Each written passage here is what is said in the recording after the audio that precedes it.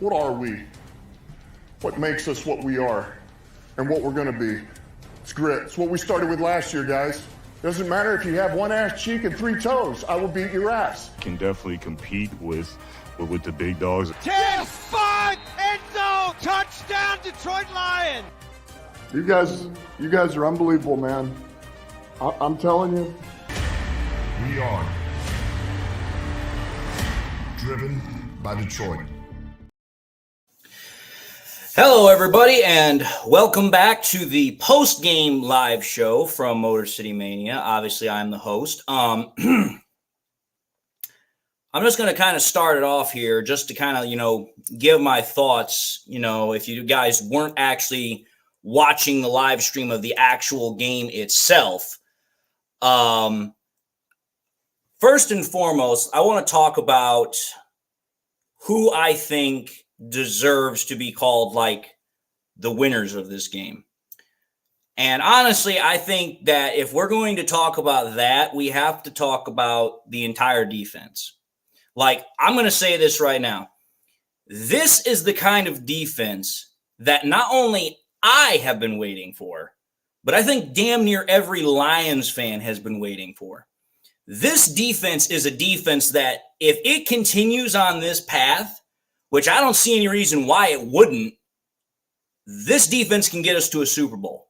This is the kind of defense that you need to win a Super Bowl.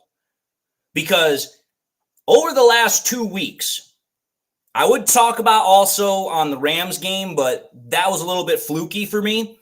But the last 2 weeks especially, I saw a defense that quite literally took over a game and kept giving our offense chance after chance after chance to win that game. The offense wasn't able to do it against the Bucks. They were able to do it somewhat in this game against, the Cardinals. So, for my honest opinion, the defense deserves absolutely all the praise in the world yet again for this game. Now, to get more specific, as far as specific members on the defense, I think that, you got to talk about Kirby Joseph. You've got to talk about Brian Branch.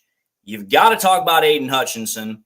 And honestly, I'm going to also talk about Terry and Arnold. I mean, Terry and Arnold, he's been under fire the last couple of weeks, especially because of all those defensive pass interference calls. But after that one DPI, he settled in and he was pretty much on Marvin Harrison Jr. for the majority of the night. And I don't think Marvin Harrison Jr. really had a big play. And considering the fact that the freaking Cardinals and Kyler Murray were force-feeding the ball to him almost as if that's where they were trying to get the ball to him at all costs, I thought Terry and Arnold did a pretty damn good job, especially considering the fact that he injured his knee during the game. And the week prior to that, he injured his finger. So it's like, listen, guy's been under fire, been under stress. He's been dealing with injuries, and yet, apart from one bad play, which was the DPI, I thought Terry and Arnold had a pretty damn good night. So that's the defensive side of things. Now, offensively, oh boy. Offensively, we got to talk about, I think, realistically, 3 guys, maybe 4. You got to include Monty. Monty, I swear to God, he has been probably one of the best bargain pieces the Lions have ever gotten. The fact that Brad Holmes was able to get him for what we got him a year ago in the free agency market, absolute steal. He is a wonderful back, pretty much an all-purpose back. He can do everything. I also got to include Amon-Ra St. Brown because Amon-Ra St. Brown, again, he just makes plays. That's all he does. He makes plays. I think we also have to include Gibbs as well, because even though Gibbs didn't necessarily have the same, I'd say consistency that Monty had, he still had a very good performance. He got a receiving touchdown. He put over 80 yards on the ground, had 100-plus purpose yards. So, okay, he definitely deserves recognition. And then also we got to talk about Goff. I mean, you can say what you want about that one interception. That was a bad interception on his part, but I also think it was a great job on the Cardinals defense. But I mean, for crying out loud, when you go a whole half and you don't miss a single damn throw, you literally hit 14 throws in a row, you're doing something right. So offensively, I thought that those 4 guys deserved recognition because they played their tails off. And as for the defense, they played their tails off as an entire unit. And that was also, losing guys like Aleem McNeil, Derek Barnes. I mean, they played an outstanding game. So I wanted to make sure I started off this post-game show talking about the guys that really did good jobs in this game. Now, I'm going to say this. I love the fact that the defense is absolutely playing lights out. Like I said, this is the defense I have been waiting for, literally for going on 3 years now. Obviously, we can't really talk about 2021 because that's not fair. But this is the defense that I've been waiting for because of all the damn resources that Holmes has pumped into this. And now we're finally getting it. But what I find absolutely frustrating as hell is that when the defense finally starts gelling, gets on the same page, it's absolutely doing its job perfectly. Now, all of a sudden, we got the offense that is, just sputtering all to hell. Like, I can't understand it. I don't understand how it is that we can't seem to have both units operating on the same level of consistency for, game to game. It's like for every one game that the offense does good, the defense does bad, and vice versa. But now it's like, dude, if we could just get the offense to perform like it has in the last 2 years, could you imagine what this team could do? There's not a single team in the entirety of the NFL that could beat us if we had the offense we've had the last 2 years with the defense we have right now. We would be unstoppable. That right there is absolutely the truth of the matter. Now, I will say this. The Lions obviously had a game plan going into this game about, okay, this is going to be a tough, gritty, physical, unpleasant game. It's not going to be pretty. It's not going to have all the bells and whistles. I get that. The Cardinals, I'll give them their due credit. They are a tough team. And you know what? Jonathan Gannon, who's their head coach, he's done an excellent job instilling a culture there, especially after the disaster of freaking, the previous head coach, who's now, I think, the offensive coordinator for the Washington Commanders, Kingsbury. He's done a great job there. And you know what? That defense, I thought, played a lot better than what the overall, thought process was. Because that defense does have some playmakers, but it's like, dude, they don't really have a whole lot of big name recognition guys, but they are tough. They are not just going to let you walk all over them. So I will give the Cardinals that. But the thing that bugs me the most is that, take a look at that game, if you will. Okay? I would say this right now. The first half of that game where we were playing against the Cardinals, offensively, was damn near flawless. Like I said, Goff finished the half 14 out of 14. Not 14 out of 14. He finished 12 out of 12. Didn't miss a single damn throw. The running game was working. We were churning out conversions. We were scoring points. Like, we did a lot of good stuff. And Elizabeth, I would do roundtable, but I can't get anybody to come on anymore. I ask all the damn time, and nobody wants to come on, or nobody's available. So I'm not just going to not do these live streams. I'm obviously going to do them, but I'm not going to let other people not wanting to participate hinder my ability to perform. So I just saw your question. I didn't want to overlook that. But getting back to my point, that first half, the Lions, I thought, did an excellent job, both offense and defense. That was a perfect half, almost as if it was scripted.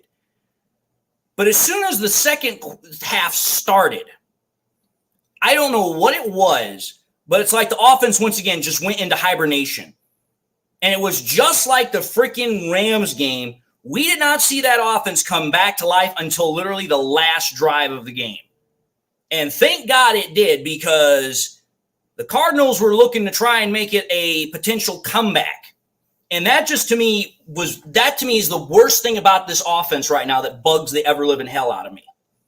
I cannot understand how Ben Johnson, being the offensive guru that he is, the creative mastermind that he is, I cannot understand why it is we cannot seem to figure out our second half woes.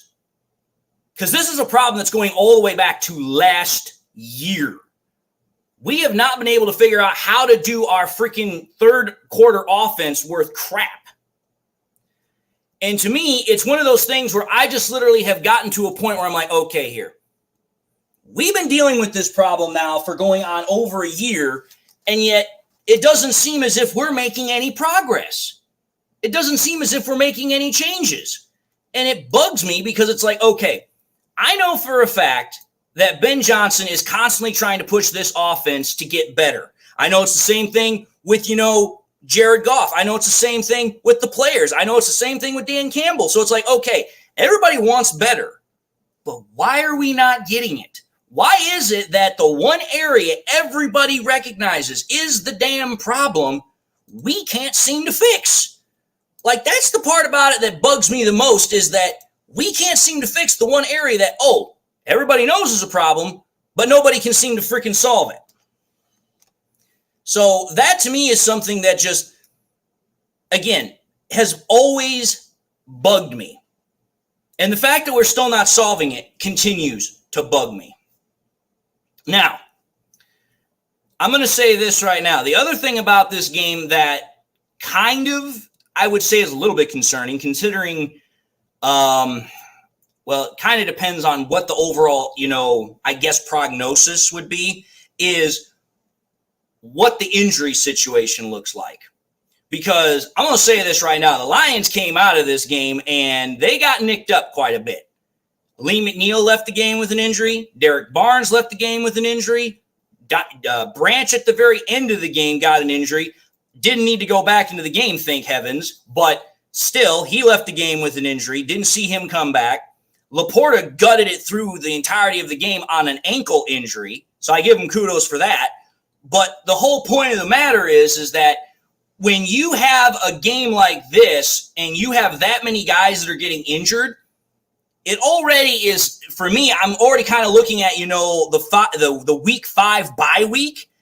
I'm actually kind of looking at it now with a graceful aspect, because it's like, hey, we're kind of in a situation right now where we got injuries that are starting to pile up. Then on top of that, we still have things on our offense that need to get figured out.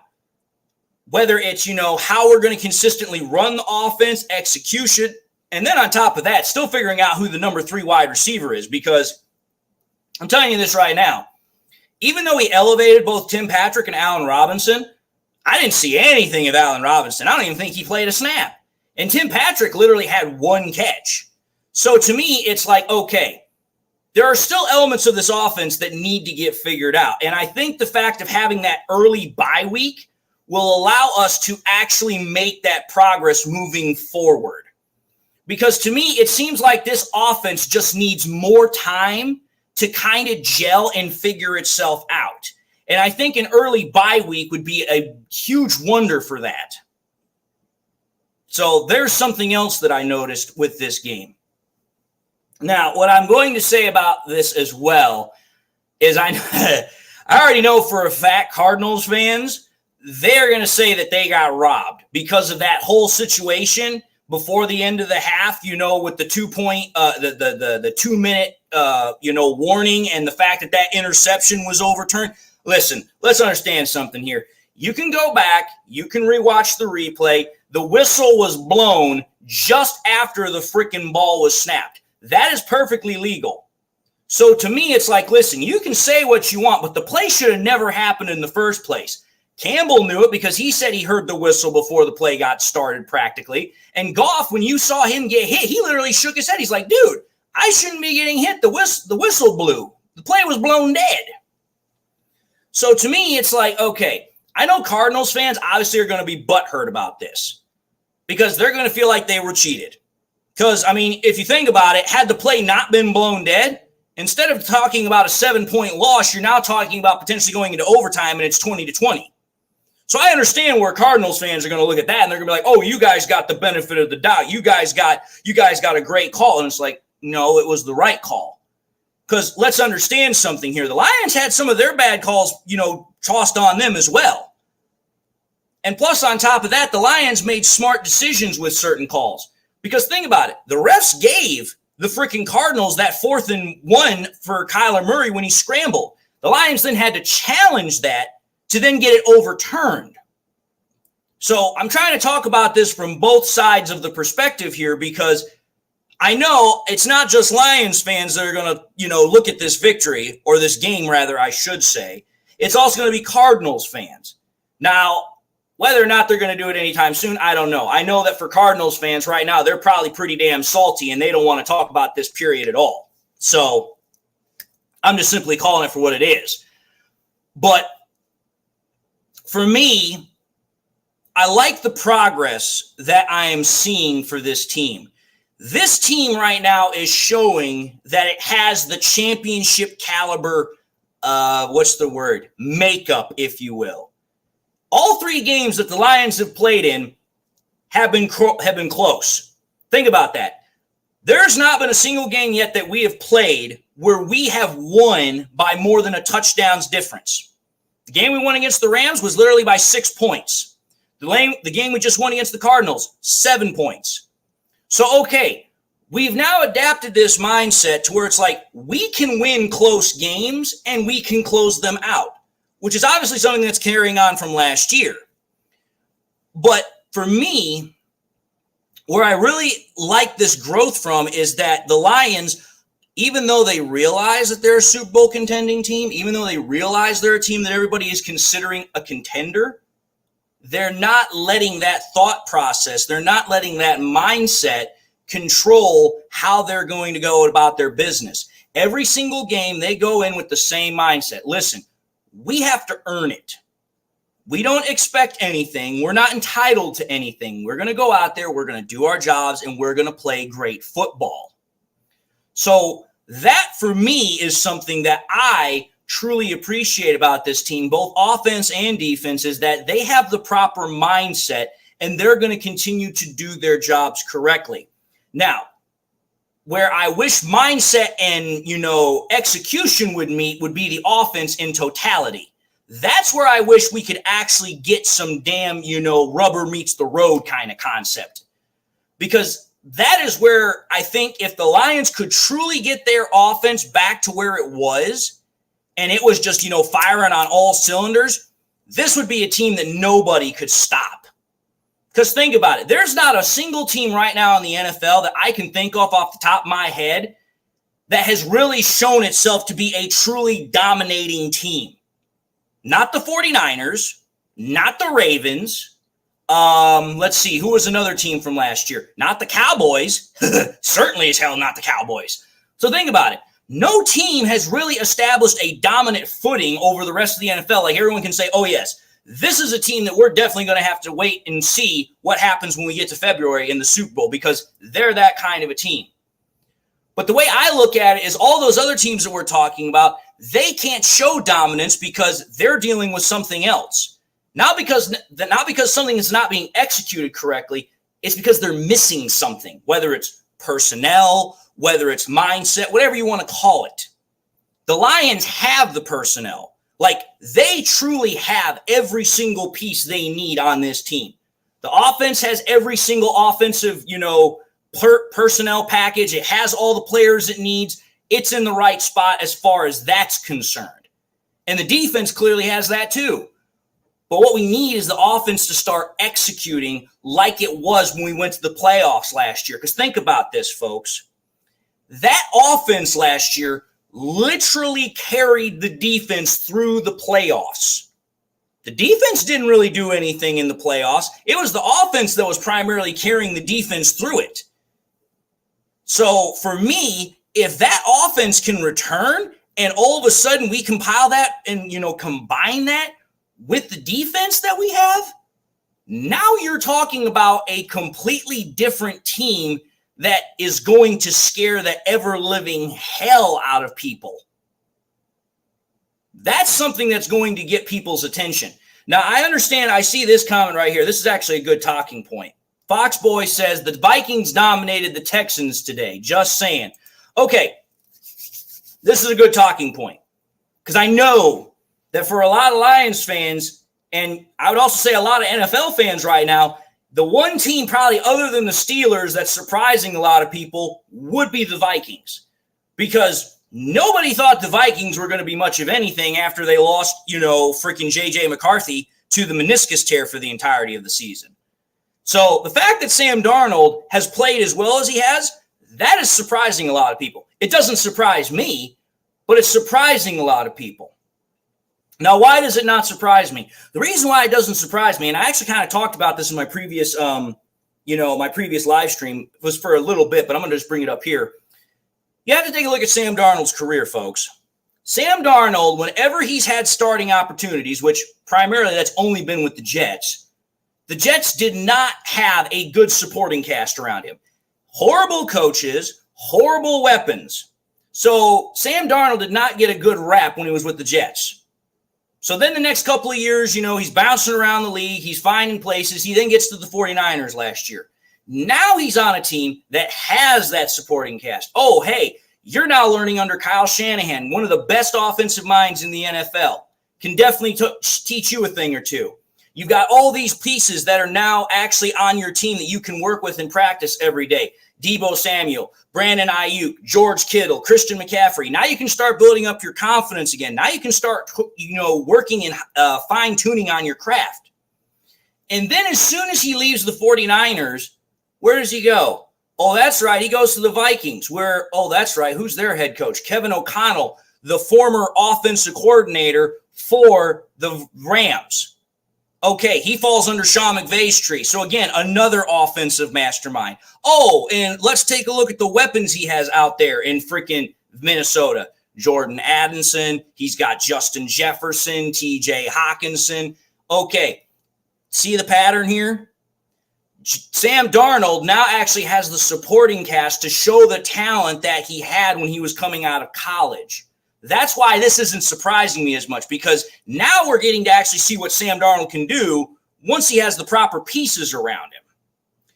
Now, I'm going to say this.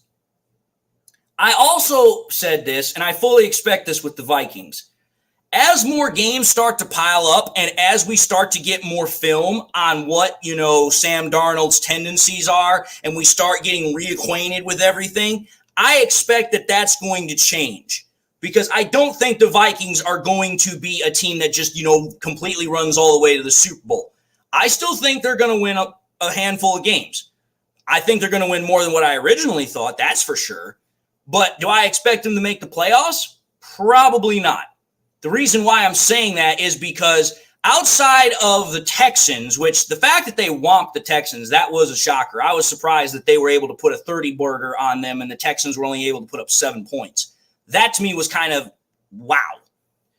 But the Vikings still have a substantial schedule on the back end that they've got to go through.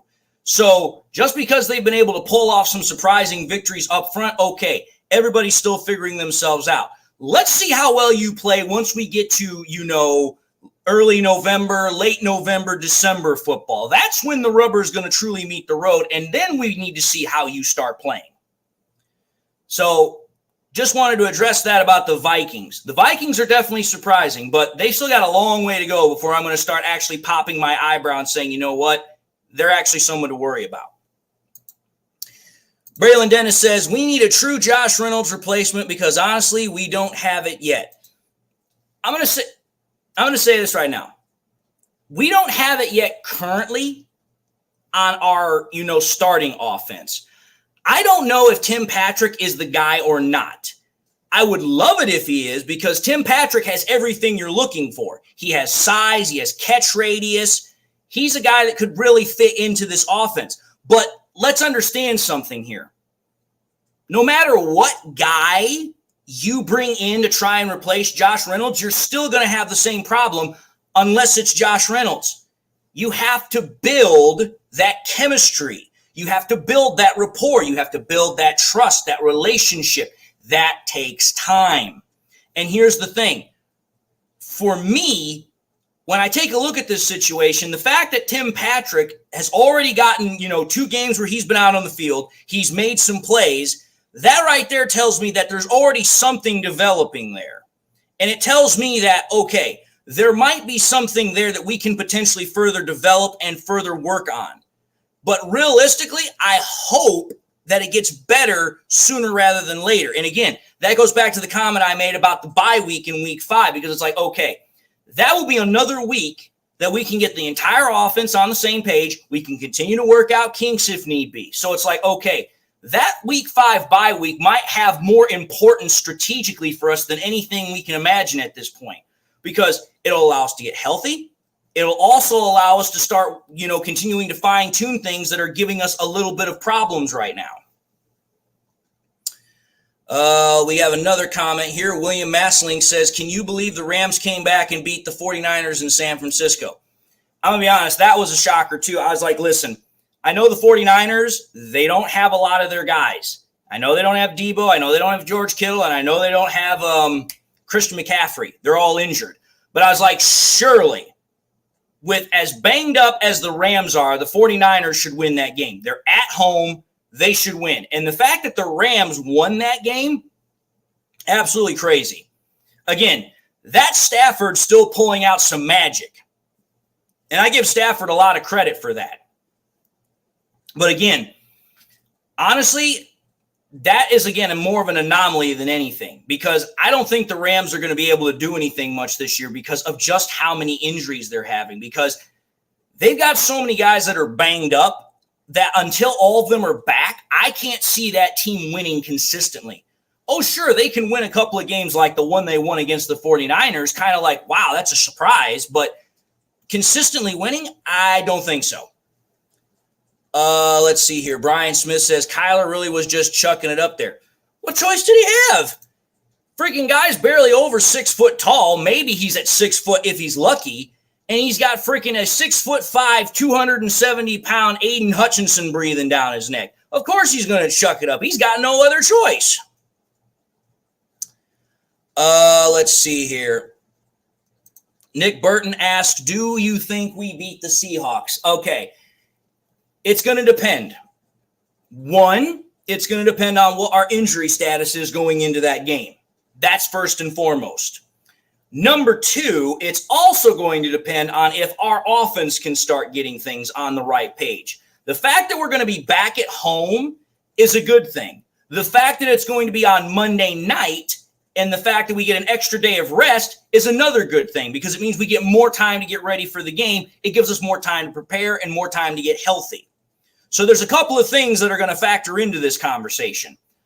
But what I will say is this. I know that for the Lions offense, the reason why their offense is sputtering is because we just can't seem to get ourselves on the right page. But when we are on the right page, as we were with the first half of this game, we're still as good as anybody out there, if not the best. Like I said, that first half was absolutely perfect execution. Everything was firing on all cylinders. We just now need to be able to do that in the second half as well as the first half. Now, the reason I'm talking about that is because with the Seahawks, their offense, I don't know what's going on with theirs, but their offense is actually right now very clunky. Like, it's not operating correctly. And I know this. If that offense goes up against our defense at Ford Field on a primetime game, it's going to have a hard time operating. It's going to have a hell of a time operating. So can we win? I think we can win.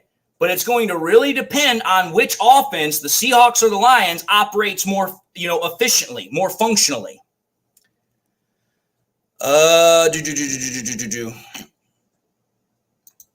mean, the Seahawks, realistically, I'm not too worried about them, because you can't really say the fact that they killed the Dolphins because, okay, they don't have Tua Tagovailoa.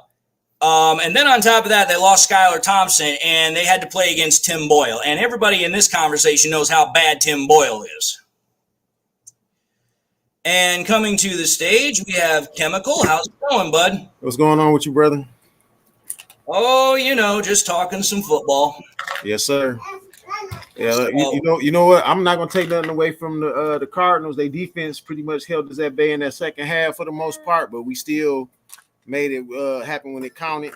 By making sure we ran down that clock, and then our defense stopped their defense as needed. We hit Harrison Jr. was held at bay, which I like that part. You know what I'm saying? And their run game was non-existent for the most part. Besides Kyler Murray and those 2 good runs he had. Oh, I agree. Like I said, I thought that our defense was absolutely stellar. Yes, That is 2 straight games where the defense absolutely has played lights out. Absolutely. So the fact that we were also able to contain a scrambling quarterback, I think, was a good step in the right direction, because I think we've only been able to do that like one other time. So the fact that we were able to do that, and also on the road, I think is a big testament, a big stepping stone forward for this defense. But everyone now is talking about the Seahawks and how, they massacred the Dolphins. And I'm like, listen here, time out. First and foremost, the Dolphins lost their first string quarterback to concussion. Right. Then they lost Skylar Thompson, and then they had to deal with Tim Boyle. Oh, man. So I'm sorry. I'm not going to take that as any sort of indicator when Tim Boyle's the quarterback. Right. Because Tim Boyle is about as good as a wet diaper. Let's see here. Arnold Griffin says Goff was a C-. Braylon Dennis says he was a B-. I'm going to say Goff was a solid B. Here's the reason why. Again, when you throw 14 passes complete in a row, you're doing something right. Yes, sir. Now, the one thing that bugged me was that one interception. Because from my angle, it looked like Goff just completely missed him. He didn't see him. But when I listened to the announcers, it was a zone blitz that was executed pretty well. And from the announcer's perspective, it was just it was a well-executed defensive play. So I take a little bit away from Goff on that, but still, as much as he's been in the NFL, he should have been able to recognize that. So still a bad throw on his part, but I mean, the guy threw 14 straight completions in a row. He managed the game pretty well, got 2 touchdowns. He finished with, I think it was 113 passer rating. So it's like, listen, he did his job. And considering the fact that the rest of the offense, except for a couple other guys, didn't exactly have the greatest showing, I can't really be too upset. So let's see here. Jason said, Dan Campbell said our offense won't really get rolling until after the bye week, which, again, that's kind of why I said what I said. That week 5 bye week is going to be a really big thing for us because it's going to allow us to get healthy. And then on top of that, it gives that offense another week to really implement everything. Again, you've got pieces that are now working in this offense that still are trying to figure themselves out. Jamison Williams is his first year as a starting wide receiver. He's still figuring things out. Case in point, what did he do today? He had 1 catch for 9 yards. I'm sorry, but that's what kind of happens. And then on top of that, when you're trying to implement a new wide receiver at wide receiver number 3, whether it's, Tim Patrick or Allen Robinson, DPJ, whoever the hell it is, that also takes time. Right. So because they got to get used to the playbook. Well, they have to get used to the playbook, but they also have to build rapport and trust with Goff. Yes, sir. So it's like, listen, you have to work all this stuff in tandem. And I'll say this, while that's frustrating for me, the fan, looking at it from the coach perspective, it's like, listen, everything has to work in tandem. You can't just all of a sudden say, hey, it's going to work right now. No, that's not how it works. Real life is not just, we just flip a switch and everything works. This ain't Madden. But Braylon says, yo, what's up, Chemical? What's going on? So, I mean, and I know Elizabeth was asking what happened to the round table. And that's the thing, like, I still try to do the round tables, but unfortunately, most people have something that's going on, and it is what it is. Speaking of which, welcome to the stage, DC8091. Oh, man, what's going on there? Howdy, guys. How's it going, DC? How have you guys been? Well, I mean, we won the game. Yeah. Enjoying my old neck of the woods, huh? Yeah, I was there for a while. You had one. What now? I actually drove through Baltimore on both the way down and the way back up. Oh shit! You should have stopped by for a beer. Well, unfortunately, I was on military business. I couldn't do that. Why? It's our taxpayer money.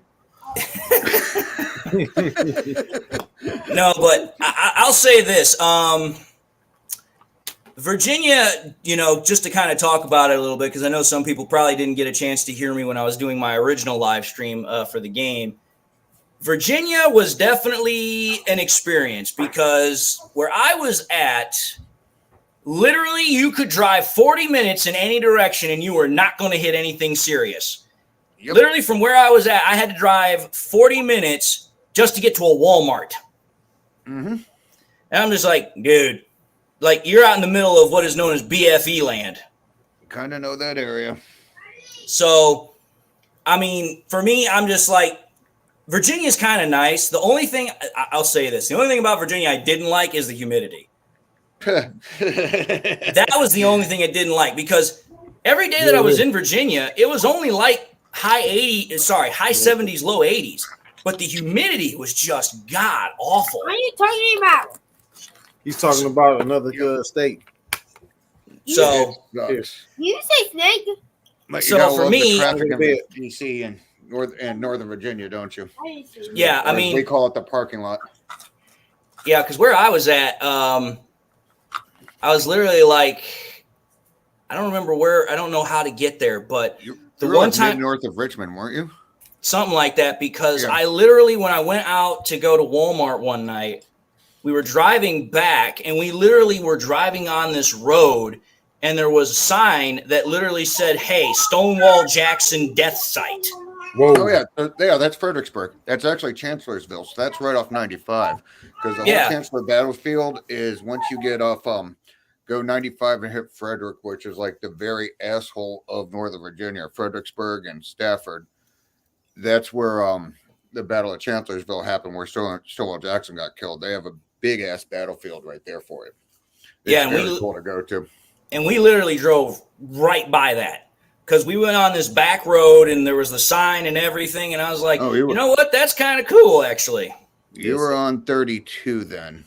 Yeah, because we went from the expressway and then we just 95. Started taking these back roads to get back to Fort Walker. So, I mean, it was a nice experience. It's definitely different than anything I've ever been to as far as military forts, because Fort Walker, woo! Yep, I lived not too far.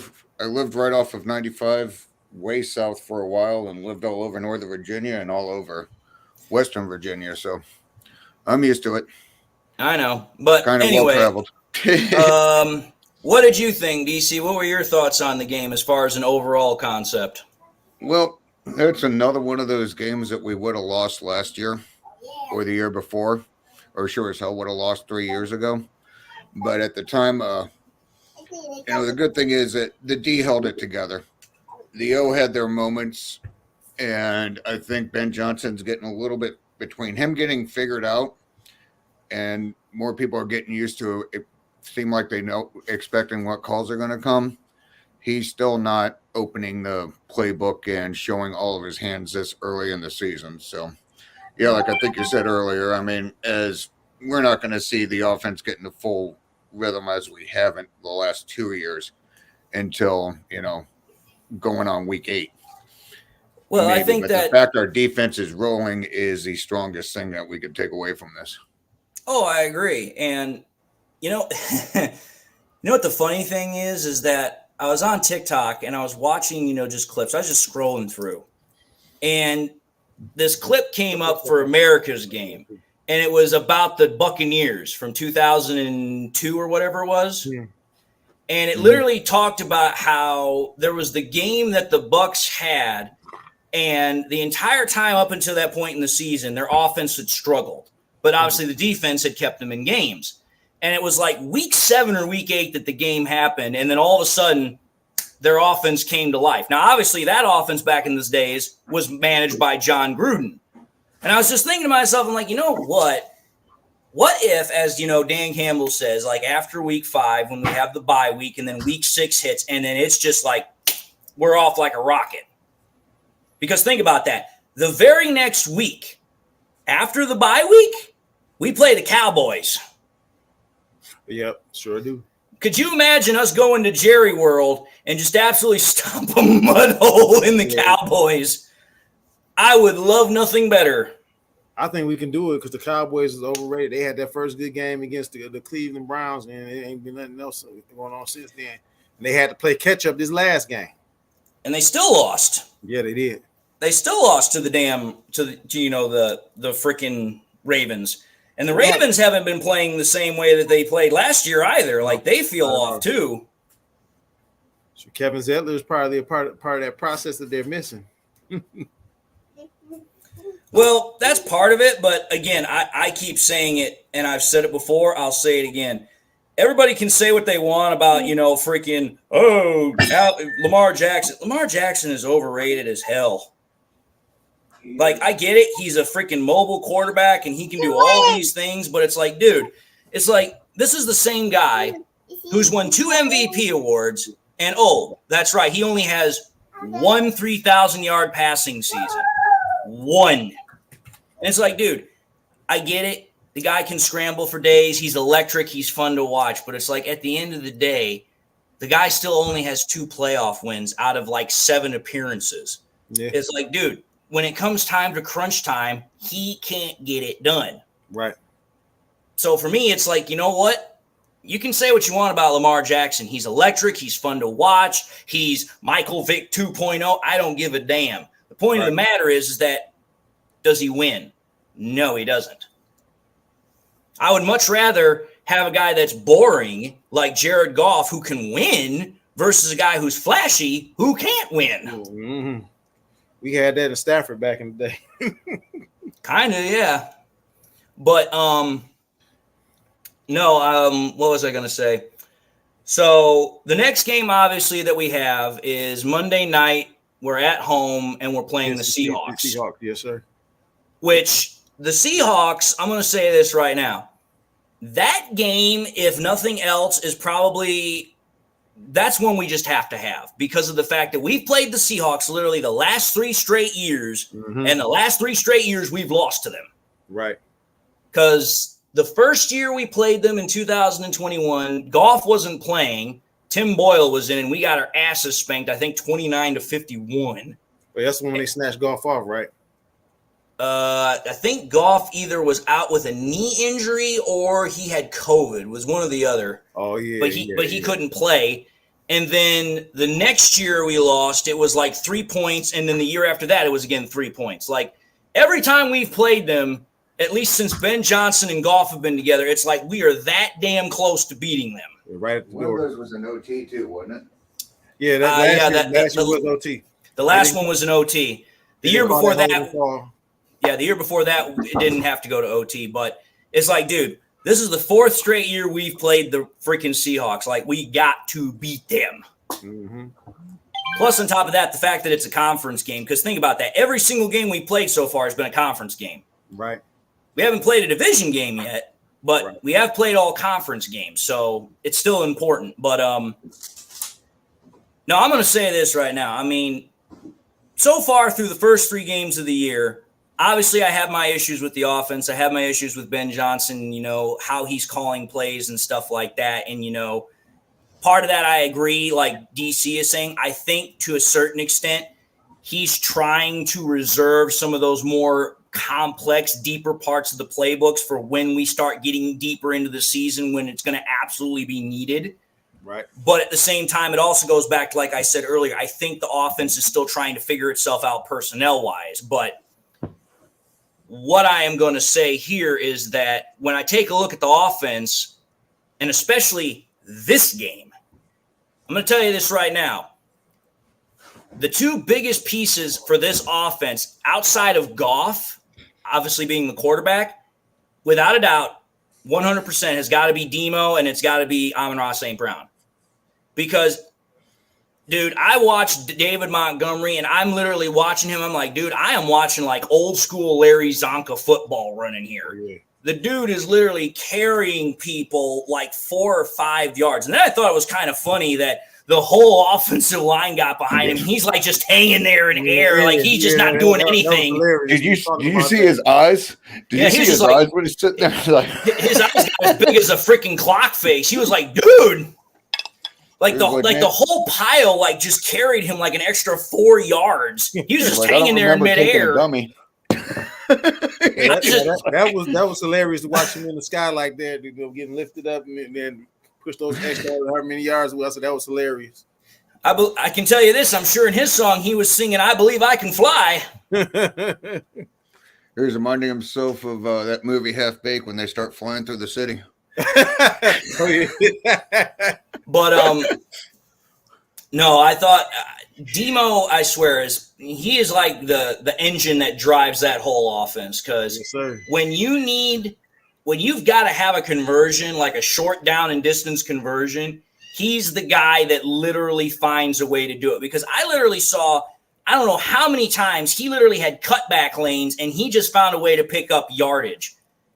And then there were several plays. I think the guys got to him in the backfield and he still found a way to get to the freaking line of scrimmage or at least pick up a yard. I'm just like, dude, the man does not go down very easily. Yeah, I'll tell you one thing. The O-line is not going to have a good team meeting on Monday. No, I don't think they've had one good team meeting since the start of the season because that was something I said in my other live stream. I'm like, I'm going to say this right now, the one area on the offense particularly that has very much disappointed me this year has got to be the offensive line.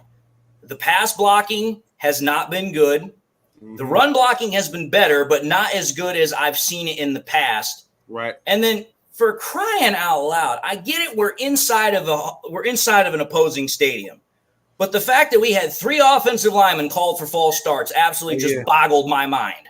Yeah. Yep. I'm like, dude, you guys have all – and the funny thing about it is that it was all guys that have been there before because it was Decker, Glasgow, and Sewell. Right. Not Kevin Zeitler, the guy that's brand new. He didn't have a false start. That's 3 Pro Bowlers. Did Glasgow make a Pro Bowl at some point? Glasgow? That's at least 2 Pro Bowlers or at least longtime veterans, longtime starters. They've never been, rotational players. Well, Glasgow, he was a starter in Detroit. Then he went to Denver, came back here, and all the time he was a starter. Settings. But the thing of the matter is that offensive line is literally littered with first-round draft picks. The only guy that's not a first-round draft pick is Glasgow. Everybody else are first-round draft picks. Right. So it's like, dude, that freaking offensive line, for as much talent that it has, I don't understand where the dysfunction is coming from. Well, at least Ragnow didn't get a false start. Well, that's true. You get a false start in the center. It's kind of funny, but, The one penalty I still to this day love more than anything else is when they will literally throw the flag and they'll say, false start on everybody but the center. And the center's just literally standing there, and he's like, dude, I didn't even move the ball. Yeah, because he missed the count. It was supposed to be on go, and he thought it was go 2, and he didn't snap. Exactly. Everyone else fires. But coming to the stage, we have one of my longtime commenters. He's gone by other names, but for this, I believe he's going by Detroit Lions Dynasty. So how's it going, friend? He might have stepped away because I know he's on his cell phone. So when he comes back, I'll let him have his moment. Okay, but, can you hear me now?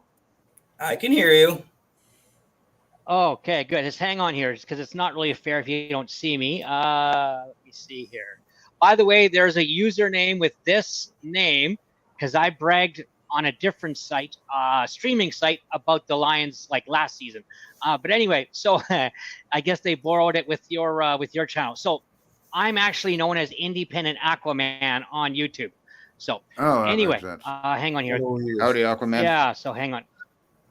Oh, there we go. Hi. Okay. How's it going?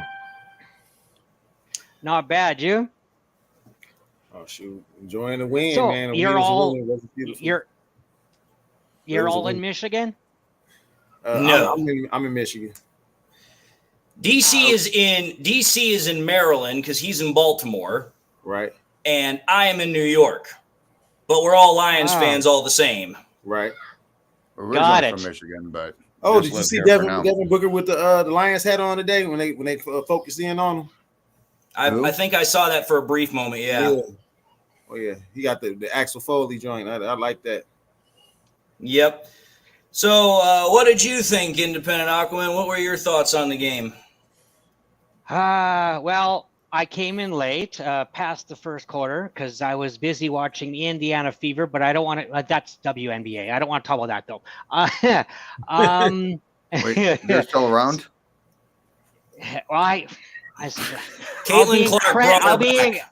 I'll be incredibly brief so that way David can get the topic back on conversation. Over a decade ago, I tried to watch it, but I thought it was terrible just in general because I thought middle school boys can play better, okay? So, and I didn't remember what the middle school girls were like, so I didn't have that comparison. So anyway, and I wasn't very good with anyway, I'm just trying to make it short. So I decided to quit watching rather briefly there. So then I tried again after this so-called Caitlin Clark person, because there's this big bunch of media crap about this and everything. So I figured I'd give it another chance. The layups and everything are just as bad. The playing quality itself was just as bad as over a decade ago. The difference was the reffing was even worse now, which I won't go into detail to save time. But she herself was, but then I found out later on why elsewhere, is that she grew up with playing with boys, I guess basically like a tomboy. She grew up playing until she was in grade 5 or grade 6 playing basketball with boys. So that's why she was playing like a boy and has like almost like NBA quality passes and all this kind of stuff. But I won't get into any of that stuff. I'll just say that that was what hooked me into still trying more. But because I noticed that the reffing there is not only atrocious, but seems to be rigging, even worse than the NFL, and the NHL for hockey is even worse than the NFL, that kind of thing. And then what was even worse was the coach that she plays for also constantly sabotages the team. I won't go into detail to save time because that's basketball, different league and everything. So yeah. So anyway, so I'm debating whether or not I'll continue watching that league or not. But anyway, back to this particular game. I thought that it seems like the Lions are still using this, but not as much as like an extra preseason. Yeah, that's about right. Yeah, that's what it seems like to me. I mean, the thing is that, again, if there's one thing I know about the Lions, and particularly when it comes to Dan Campbell and it comes to the rest of the guys in the building, they don't do anything without a plan of some sort. And the way I look at it is that everything that has happened, I think, has happened for a reason. Right. And even though the Lions offense is struggling, or maybe not struggling, maybe sputtering would be a better word. But the point of the matter is that I think that people want to talk about, Goff this, Goff that, because I know the Goff haters, they're just enjoying the hell out of themselves as of late. But it's like, listen, even though Goff has thrown 4 interceptions, the way I look at it is that realistically, only one of those interceptions was really truly Goff's fault, and that would probably be the last one he just threw. Because if you take a look at every single other pick he has thrown, there was a specific reason as to why he did it. Go back to the Rams game. The very first one he threw, it was tight coverage. Allen-Ross St. Brown just got bumped out of the way. He couldn't make the catch. Usually he does. Okay, that one I can't fault Goff on. He was trying to make a tight throw, whatever. Then you take a look at the second interception. Okay, let's think about this. That one was a DPI that was not called on Jamison Williams that the refs missed. Can't blame Goff for that one. Then you take a look at the third one where Goff got hit in the red zone. He was trying to throw it over the middle to Jamison Williams, but J-Mo wasn't there.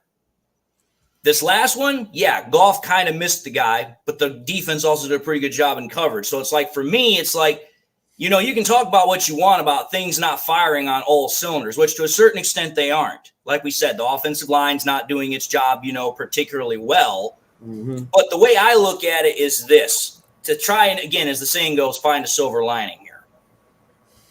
Despite the fact that the offense is not operating on all cylinders, we've still won 2 games, even though we've only scored on average pretty much 20 points a game.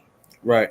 Because think about that. The very first game we played, we scored 26. The next game we played, we scored 16. Today, we scored 20. We've scored 56 points in 3 games. That's rather low considering our offensive output, but yet we've still won 2 games. 1 on the road and 1 at home in overtime.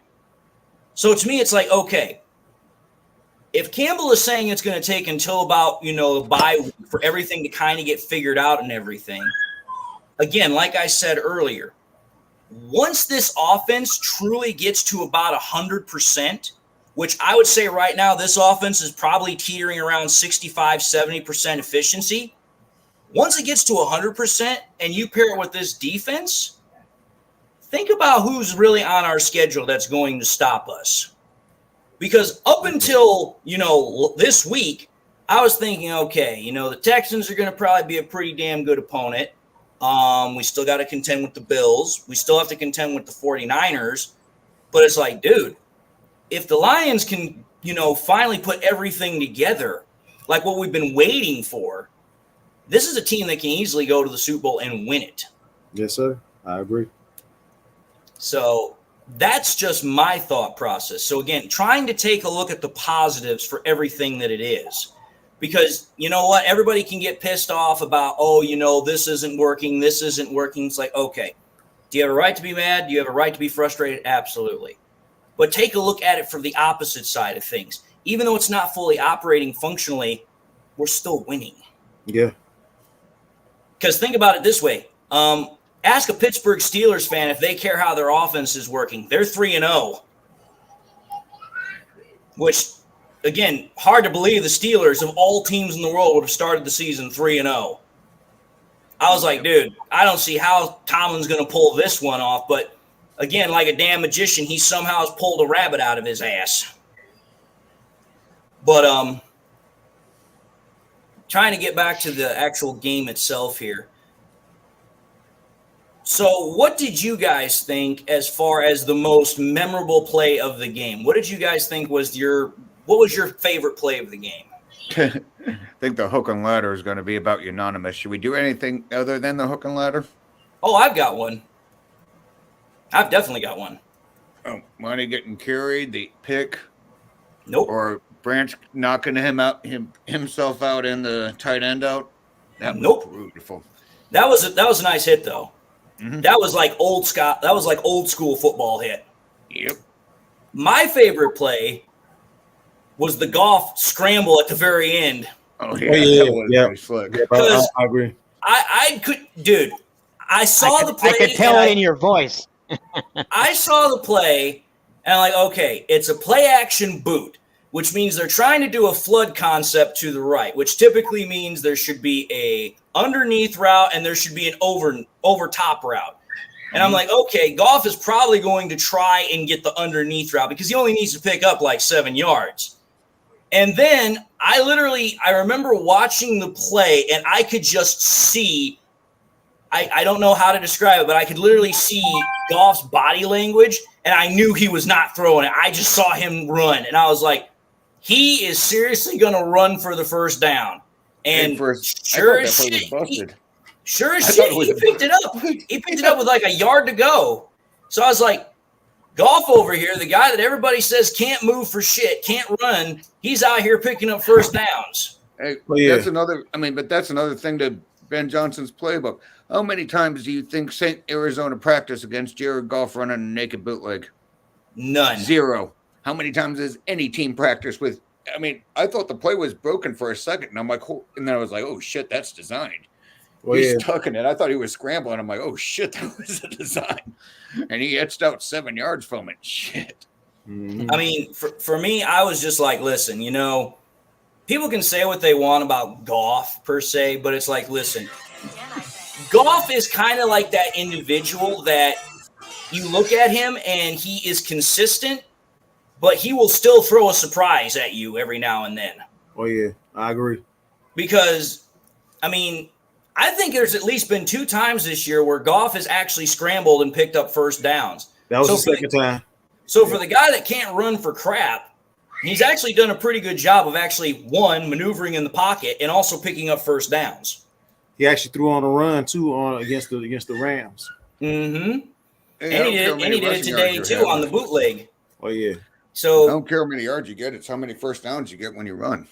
Exactly, and or touchdowns, one of the two. I mean, honestly, I think that when it comes to Lions fans, I think that they just, again, they're wanting a certain thing and they don't know what they want. Because I'll tell you this right now, I know for a fact that if we'd asked this question about, let's say 3-4 months ago, when the draft was going on, everybody and their brother said the exact same damn thing, that the Bears had gotten the best player of all time with Caleb Williams. And I can tell you this right now. I knew they did. I have watched Caleb Williams play through 2 games.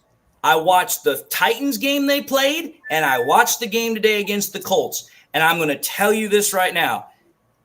For all of the talent that the Bears have, quote unquote, surrounded Caleb Williams with, he is ass in a cup. Yeah. Because I literally watched Caleb Williams today, and he could not find any sort of rhythm. He was constantly overthrowing wide receivers. He did not look comfortable at all. And it's like, okay, I get it. You're a rookie.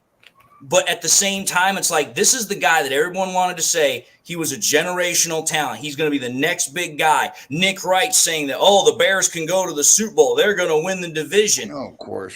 And I'm literally sitting here, and I'm watching this dude, and the Colts defense is holding him in the entire Bears offense in place.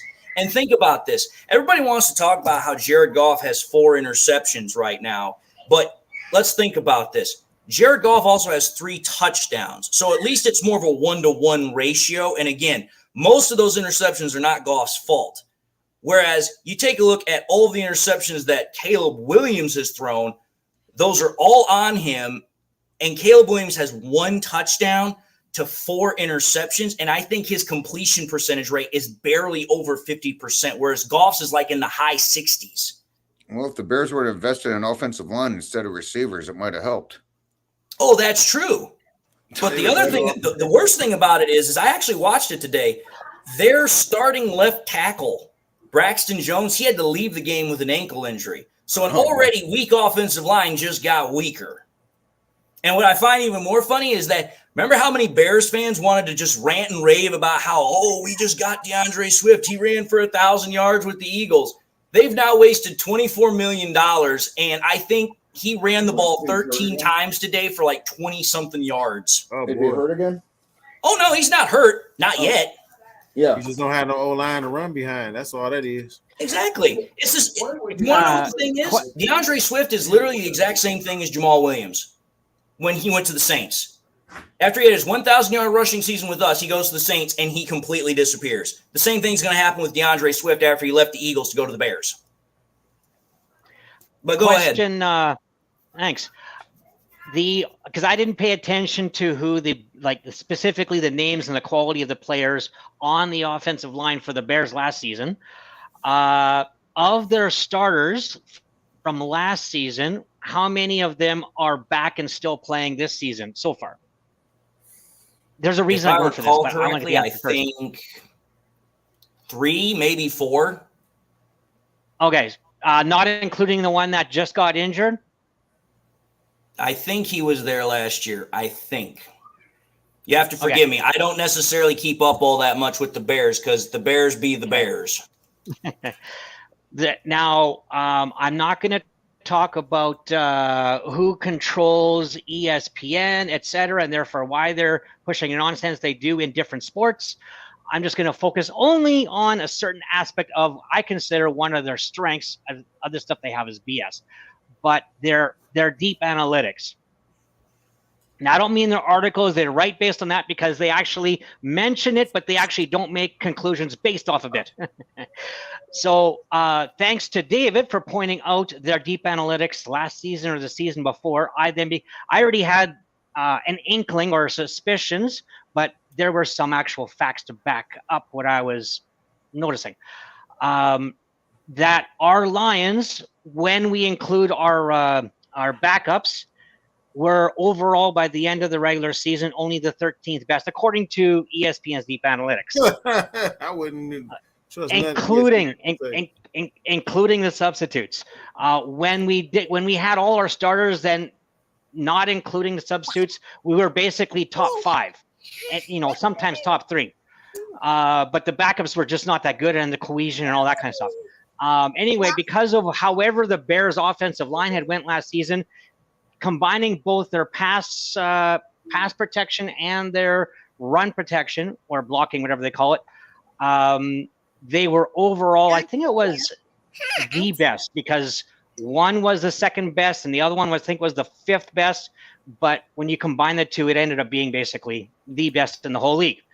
So, but then people wondered why in the world was Justin Fields doing so terribly. And I was pointing out, and Dave was far more detailed on this part, was that the guy didn't know his passing awareness and the defensive schemes and all this kind of stuff. So he was always off key, kind of, guess you could say. That's sort of musical terminology, but he was off kilter. So he wouldn't know when to throw, who to throw, that kind of thing.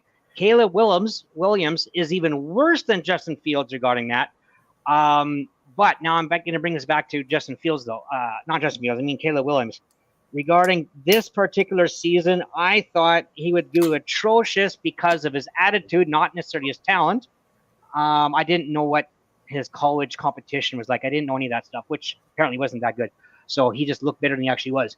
But because of, and I didn't see it, but because of him supposedly having, I think, 7 either interceptions or almost interceptions on his first training day with his team, I became interested to find out more. So when the Hard Knocks thing came out, which I didn't get to see those interceptions, I then noticed that I guess because of that first day, he got humbled rather quickly is what I'm trying to say. So that's where then he was willing to learn fundamentals he did not learn in college, including sliding, and they showed him actually learning how to use a slip and slide, to how to do it properly, not slip and slide like normally, but rather to treat it as if you're like a quarterback, all this kind of stuff. Like the baseball slide, you talking about that? Yeah. Yeah, so something like that. So that way he wouldn't be like Hendon Hooker originally was, and I think maybe Hooker's learned his lesson, I hope, but that kind of idea. So these are basics that he didn't have coming in. So basically Caleb is having to relearn freaking almost everything.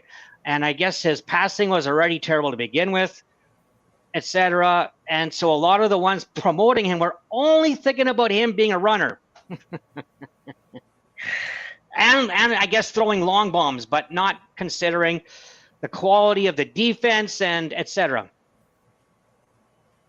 And therefore the accuracy. So because NFL defenses are a lot better than college defenses, so the receivers aren't typically nearly as wide open. Well, I'm done. The way I look at it is Caleb Williams, I've said this before, and I'll say it again. When it comes to quarterbacks that are coming out of college, there are typically 2 colleges you never, ever want to draft quarterbacks from. The first is Ohio State. The second is USC. Now, Ohio State finally actually produced a quarterback in C.J. Stroud. USC, the only other quarterback that they have produced in recent memory that has actually been worth a damn was Carson Palmer. But every other quarterback that you can think of that's come from either of those 2 teams, they absolutely have sucked. And for me, when I take a look at what's going on with Caleb Williams, for me, the problem is that Caleb Williams, when he was in college, first and foremost, he was in the Pac-12. It wasn't like he was in the SEC. It wasn't like he was in the Big Ten. So the competition level is vastly different, number one. But also number 2, Colin Cowherd actually talked about this. But even in college, Caleb Williams' accuracy was erratic. There were times it would be on point, and then there were times it wouldn't be.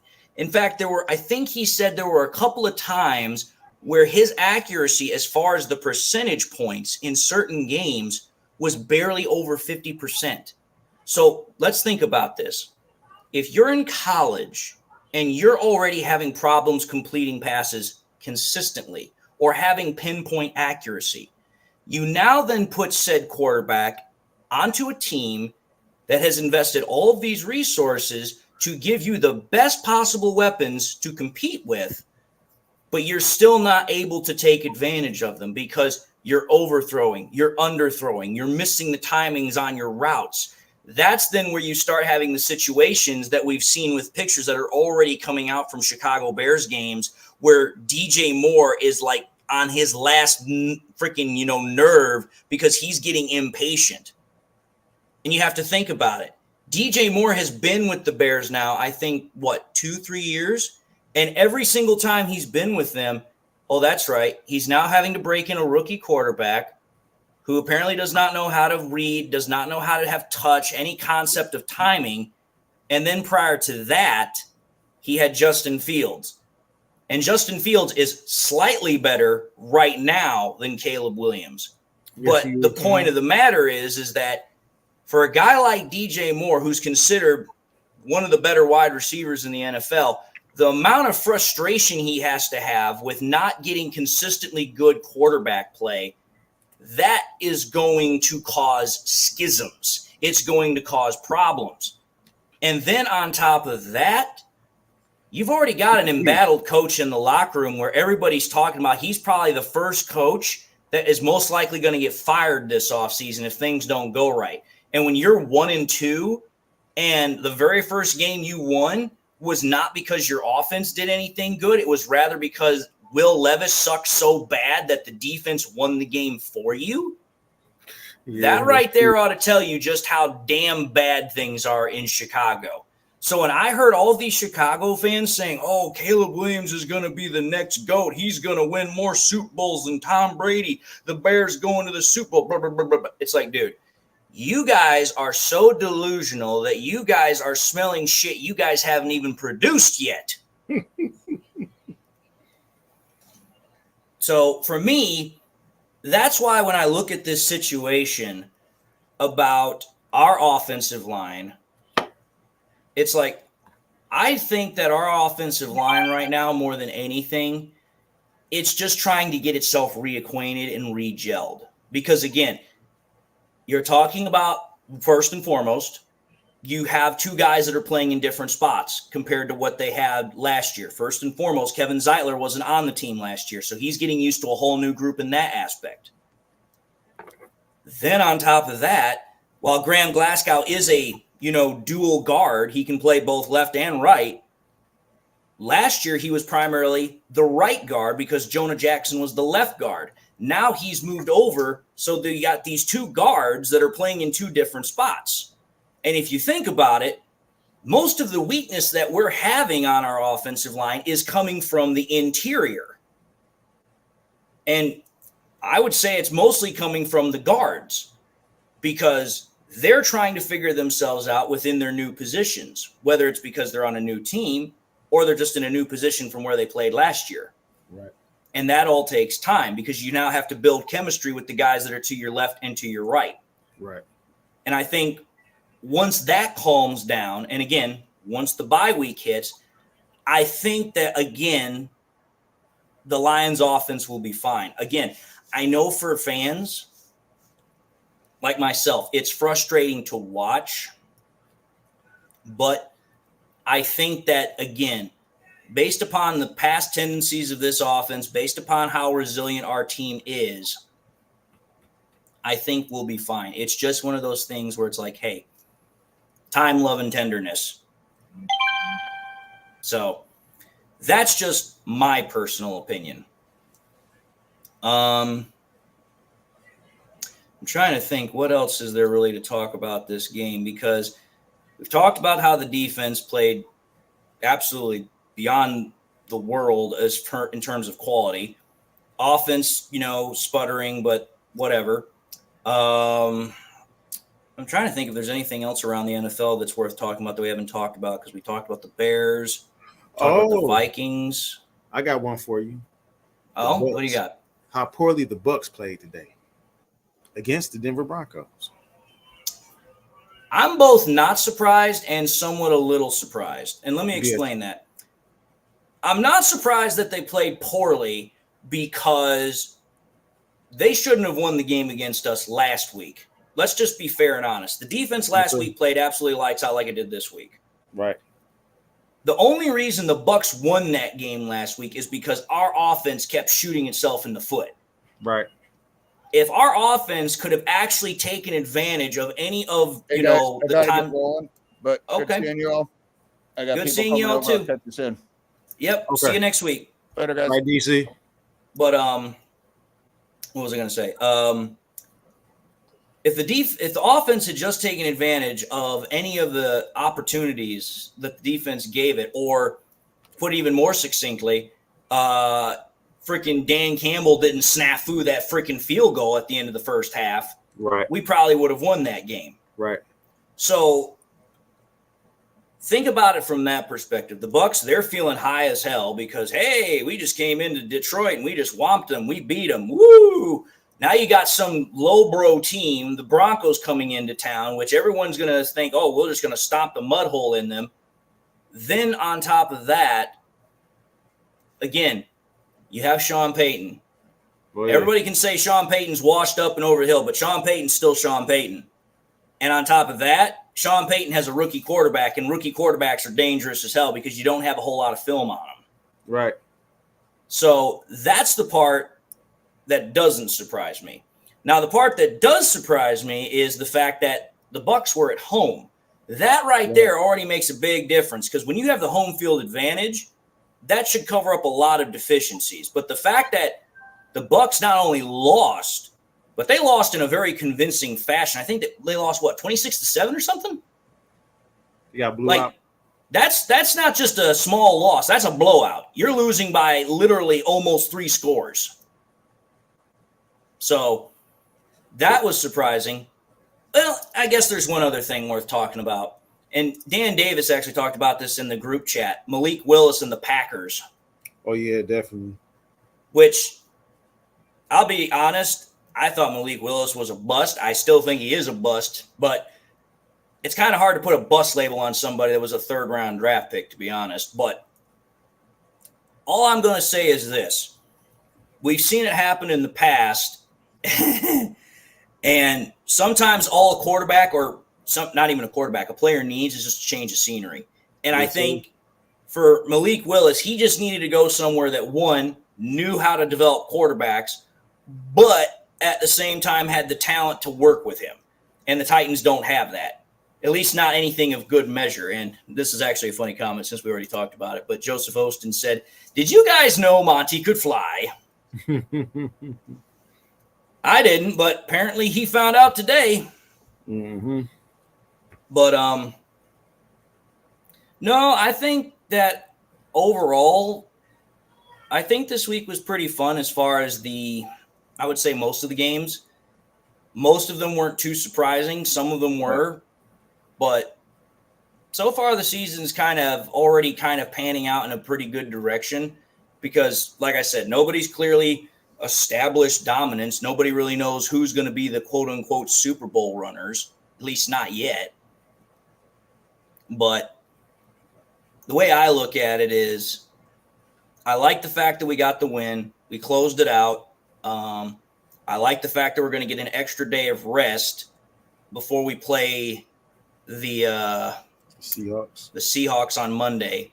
Yes, sir. So that should allow us more time to prepare and also get healthy. Oh, and look who comes to the stage. It's Dom. What's up, man? How's it going, man? I ain't seen you in forever. Double reverse juju. Had to do it. I was about to say, I saw you come on. I'm like, you're wearing a Cardinals jersey. I had to resort to old, 5+ year old, same old Lions tactics. Well, whatever it was, it sure as hell worked. But I already asked everybody else, but what was your take on the game today? I like that I saw us get back to winning football. 2023, 12-5, winning formula football. How many rush attempts versus how many pass attempts? Way more. Oh, Yeah. I think if I recall correctly, I think Goff threw the ball like 23, 24 times. And you know what? I'm not going to deal in speculation. I'll just figure it out right now. I'll put it to you this way. The two best drives I've seen all season were the overtime drive against the Rams and the first drive today. What did that have in common? What did they have in common? Running the ball and giving it to Montgomery. Monty, you can't stop me, Monty. Mm-hmm. Did any of you guys see the? I don't know if it was Instagram or a tweet. I think it was a tweet. RG tweeted last week after the game. I don't think I saw it. What did he say? Paraphrasing, he said, Lions throwing the ball 55 times is not a formula for winning football. Any NFL team throwing the ball 55 times is not a formula for winning football. No. So just to answer your question, Dom, Goff threw the ball 23 times, of which he completed 18. Montgomery, on his own, carried the ball 23 times, with Gibbs carrying it another 16. So Montgomery literally carried it the same amount of times that Goff threw it. Mm-hmm. Oh, and my other take was or is, and going forward, because this is just what I've been waiting for. I don't expect to see it on a weekly basis, but how nice is it to give up less than 14 points? We haven't played our best ball on offense all year yet. The offense will get there. I believe it. Still win by a score, and should have won by more. Should have won by at least 4 more points. Take that field goal, make that extra point. Oh, yeah. I mean, I was saying it prior to you getting here. I was like, listen, the Lions have not played their best football because we've played 3 games and we've only scored 56 points, which is practically the low side for us. But yet we're still 2-1. And then on top of that, we're still figuring out stuff with this offense. Jamison Williams is first year as a starter. Kevin Zeitler is still figuring out, how he fits with the offense. Then on top of that, we're still trying to get back into a rhythm here. But the whole thing that's making this thing work, to allow the Lions offense that time to kind of, figure itself out, which I fully expect by the bye week it will be, is how damn well that defense is playing, which thank God it is, because otherwise we would be screwed. It looks decent. Secondary looks a lot better. I'll put it like that. Well, let me put it to you this way. The fact that Terrion Arnold, despite the fact that he's had a lot of DPI, still looks better than trash Cam Sutton, that ought to say something. I agree. Because not saying much. No, it's not, but I will say this. Can we say that Davis is better than Sutton? Oh, by a mile. Oh, yeah, definitely. Cameron, I agree. Davis literally has made a lot of good plays already. I mean, the fact that he was able to make that tackle that was allowing Kyler Murray to be short on that 4th and 1. That was great. That was a good play by him. But, I mean, I'm already seeing progress from Terrion Arnold. I mean, everybody's been, ripping him a new ass because of all these DPIs. But it's like, listen, you go back to the game today. He had 1 DPI. He was on MHJ more than Davis was. He was. But just besides that 1 DPI he got called for, I don't recall him ever giving up a really big play to Marvin Harrison. In fact, towards the end of the game, he was given pretty damn good coverage. So I was like, okay, he's dealing with some injuries. He's had to take his lumps, but he's getting better. Because I've already heard people like, oh, please don't let him be another Jeff Okudah. Oh. So now that you said it, I feel comfortable saying it since you brought him up. Oh, yeah, because everybody's already brought it up to me, but go ahead. Well, cornerback drafted high. No number 1 corner in front of him. No consistent pass rush. Linebackers, yeah. But he's going to be okay. I'm not quite there yet, but it's funny. because I saw it today, 11 years ago, and I'm not making the comparison, although I would love to be able to in a few weeks. But there was a certain corner. It was a rookie 11 years ago that got absolutely fucking torched for almost the entirety of his rookie year, and his name was Darius Big Play Slay. Oh yeah, I remember that. Darius Slay, when he came out of college that I first saw year, something he in him. was he definitely went through his growing pains. But hell, he's now he's on the He downside. also had a better pass rush for most of his Lions tenure. Oh, that's true. I think honestly, the Lions pass rush. I mean, obviously it's primarily Hutchinson, but What do you mean primarily? well, I was going to also be kind of nice with the fact that it seems like when Levi is out there, he's doing at least a decent job. But Shout out to Levi Onwuzurike for still being on an NFL roster. plus the fact that, he actually does seem to be getting better, but a little too late. But Less terrible. Second round pick. yeah, the way I look at it is that, I like the linebackers because they're not as bad as what people are trying to make them out to be. What? I'm not saying I love them. I'm saying I like them. They definitely have room for improvement. But I know when we were coming into this year, everybody was dissing the linebackers. But surprisingly, they're not as bad as what I thought they were going to be. Okay, there you go. That's a better conditional statement. Because the one thing I've noticed is that as far as like downhill tacklers, they're pretty damn solid. The issue's been coverage. Yeah. And their weaknesses only get exposed 2/3 of the time because they're so freaking bad that we only start 2. Well, hopefully next week Anzalone will be back, and that'll maybe help things out a little bit. I mean, Jack Campbell, I think this is solid. Yeah, he's been solid. I mean, and I like Campbell. I'm still waiting to see this vaunted, alleged. His last year at Iowa, he was number 1 in the NCAA in passer rating against, not linebackers, in the NCAA. And I was oh my God, we got a linebacker that can cover tight ends. I think to a certain degree, again, much like anything else, there's that transition period when you're learning how to play the NFL game versus the college game. But I think this year, just from what I have seen, Jack Campbell's already made a pretty damn significant stride in his progression from where it was last year. Because last year he was terrible in coverage. Yeah. But overall, he was solid, though. Yeah. Oh, he was. I didn't see anything glaring as far as problems because there were a couple of times, Murray completed some passes underneath, but Campbell was literally right there.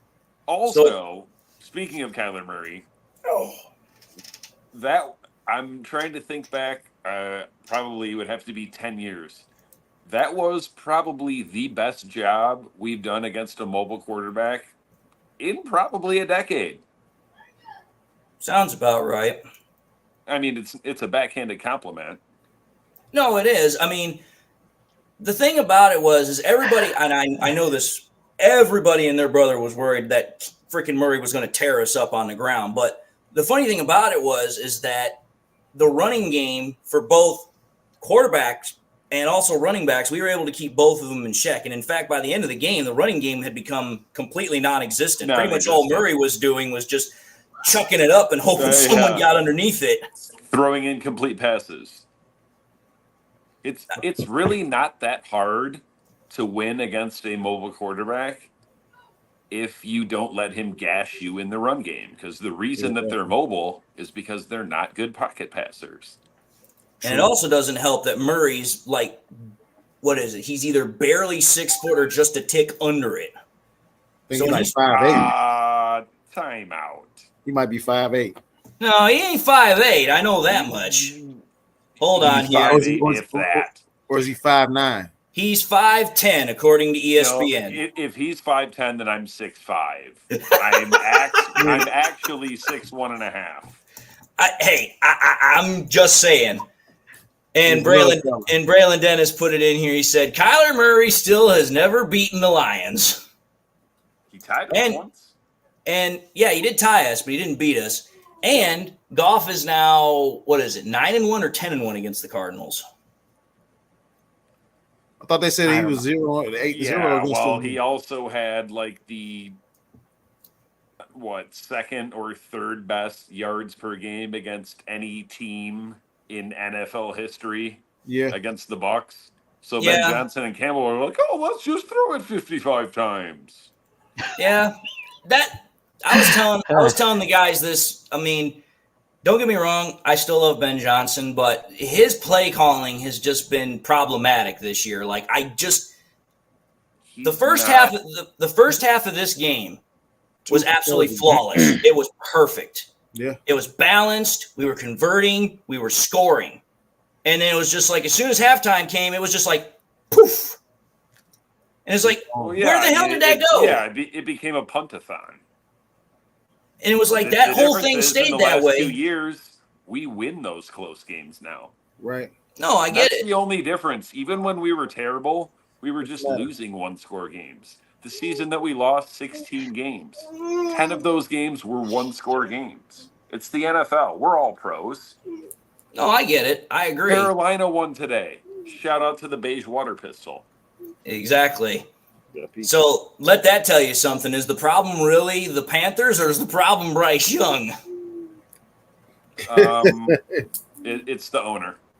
Well, that too. Tepper is he's probably the worst owner. He is early 2000s William Clay Ford.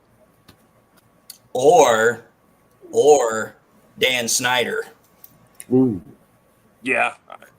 Tepper has, Tepper don't has replaced Dan Snyder as the worst owner. I was about to say, you can say what you want about William Clay Ford. He was bad. But Dan Snyder is the worst NFL owner I think everybody can agree upon. That dude was just a POS. I just want to see those other, 49,995 emails that he's got. Because the only thing that got leaked were the 5 racist John Gruden ones. Oh, I know. But I guarantee you we ain't ever going to see them. It's going to be like the damn Kennedy files. Oh, they just never appear magically. Okay. If they came out and the NFL did what it was supposed to do, half the league would have to sell their teams. Probably. I guarantee you there's a lot of shit that goes on behind closed doors that nobody knows about. Cowboys fans are like, please release those emails. They would love to get rid of Jerry Jones probably more than anything. But, hey, it kind of sucks to suck. I mean, Cowboys are still Cowboys. I was rooting for the Cowboys today. Oh, you didn't want the Ravens to win? No, because if the Ravens went 0-3, their chances of making the playoffs go down to 4.2, and the Ravens are a team that we can't beat in the Super Bowl. That's true. But to be fair, they still can lose more games because even watching the game a little bit against the Cowboys, the Ravens lost way too much player personnel last year, and I think they're going to really suffer for it this year. They tried to blow that game today.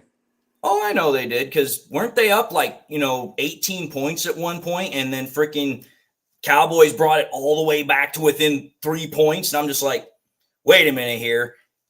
This is the same Ravens team that last year absolutely whooped on people until they got to the Chiefs in the playoffs, and now the Cowboys are trying to make a game of this. Braylon Dennis pops in and says, what bothers me the most about Gibbs is he keeps shucking and jiving and stumbling. He needs to hit the holes that are open and stay on your feet. To a certain extent, I can agree with that.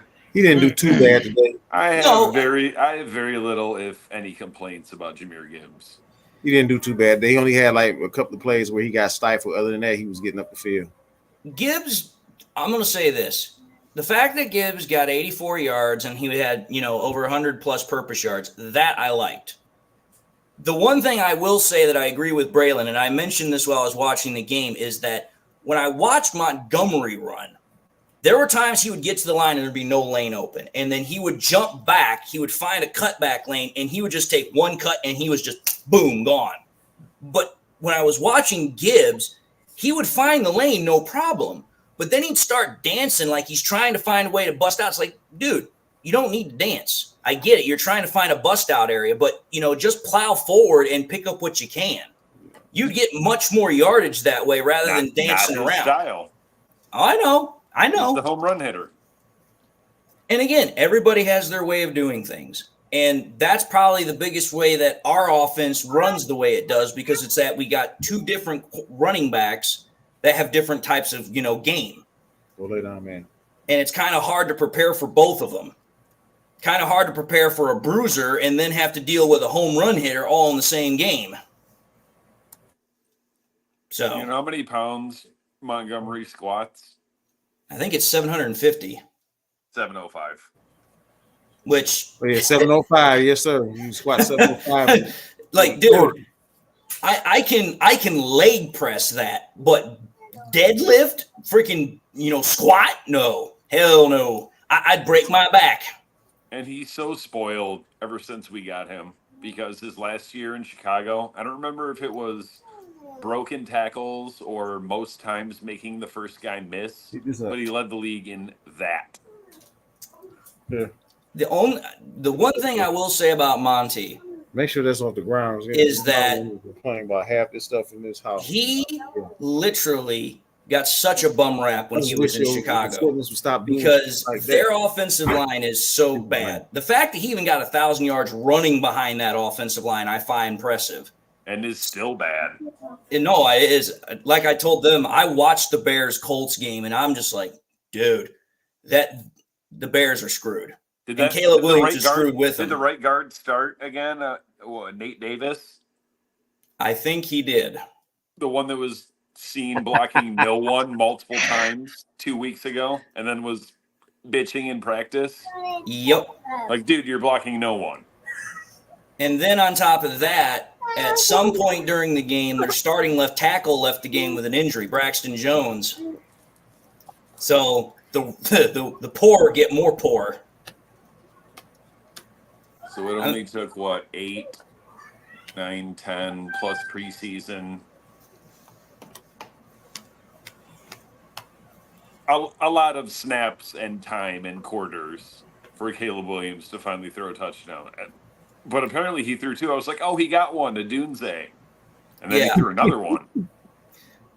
And the funny thing about it is that everyone wanted to talk about Caleb Williams like he was going to be something special. And it's like, dude, there's nothing really special about him. You can talk about his ability to extend plays. You can talk about. We don't know. Not yet. But these first three games. We may never know in Chicago. No. I've said it once before. I'll say it again. Chicago is the place where quarterbacks go to die. I mean, I didn't have Justin Fields completing 78% of his throws on my bingo card this year. Nope. And he only ran the ball 6 times for 6 yards. The fact of the matter is that in all of the quarterbacks that have played in Chicago, the only one that has done anything is Jim McMahon, who literally had an eye injury that he had to wear sunglasses for. That ought to tell you something. No, he was just the quarterback. I know. I'm just simply saying he's the only quarterback that can say, oh, well, I was actually a part of something successful. He was 1985 Trent Dilfer. I think Dilfer might have actually had better stats. Oh, probably. The only good one that they had was Jay Cutler. Yeah, and the problem with him is he had an attitude from hell. Mm-hmm. He's literally the very opposite of what quarterbacks are supposed to be. Quarterbacks are supposed to be typically the most liked guy on the team. He was more often the hated guy. Mm-hmm. Yeah, did not give a fuck. Smart dude, though. Very smart. You cannot get into Vanderbilt if you're not a smart dude. Oh, yeah. Smart as hell. And just an asshole. One of the, of this century, one of the 10, if not 7 or 8 best arms I've seen. Yeah, I would say so. I mean, I'll say this. Back when he was playing, the only other 2 guys that I thought had better arm talent or equal arm talent to him at the time he was playing was probably Brett Favre and Stafford. Because those guys, all 3 of them, those guys could literally fit a football into a thimble. Mm-hmm. Okay, sure, I'll put this comment up. Joseph Ostin says, Sid Luckman was pretty good in 1950. Yeah, and so was Bobby Lane, but nobody wants to talk about him either. That was the original, speaking of Favre and Stafford, that was the original story arc that I saw for Stafford was Brett Favre. Oh, yeah. But when he came the out, turnover at offensive coordinator, like they neutered him. Yeah, they did. Because I think, wasn't it one time freaking Stafford had 4 different offensive coordinators in 4 years? That's a lot. It's kind of hard to build any consistency when you're constantly having that much turnover. Yeah. So and at least 2 head coaches. Yep. Because let's see here. Yeah, from the time Stafford joined the Lions, there was Schwartz, then there was Caldwell, then there was Patricia. So, and the thing was, Caldwell only lasted 3 years. Thought he was at 4. Oh yeah, he did last 4. Pardon me. So he lasted 4. Yes. Patricia lasted like 2.5. Never should have hired him. He should have lasted a half a season. Well, yeah, I agree with that more than anything else, man. That should have just. Did you guys see that stupid ass? Did you guys see that stupid ass comment by Bill Belichick about Patricia? Dude, I freaking wanted to lose my shit on Bill Belichick. Like, dude, Patricia didn't do crap. Please come back to the NFL and tarnish your image, a la John Gruden. Please. I was like, Belichick, you might be able to say you've got more Super Bowls than anybody else, but dude, that was the most dumbass statement I'd ever heard. Yeah. Patricia literally did. He's also got a blood oath. That's true too. Same with Tom Brady. Yeah, Brady. I'll say this: Brady and Belichick's relationship's a very, very unique one. But apparently, it was Brady. Oh, I know. But, all right, fellas, my voice is literally getting to a point where I need to take a break, and it's almost 10:15, so I'm pretty sure some people are trying to get ready for work tomorrow. But it was fun. Glad the Lions won the game. Glad that you got your reverse juju working there, Dom. So, with that being said, obviously we will reconvene next week at Monday when we play the Seahawks on Monday Night Football. Yes, hopefully we can finally beat them after the 4th go at it. Man. We shall see. But until that time, thank you all for joining. Thank you all for the fun. Hope you all enjoy your Victory Monday tomorrow. And with that being said, until next time, go Lions.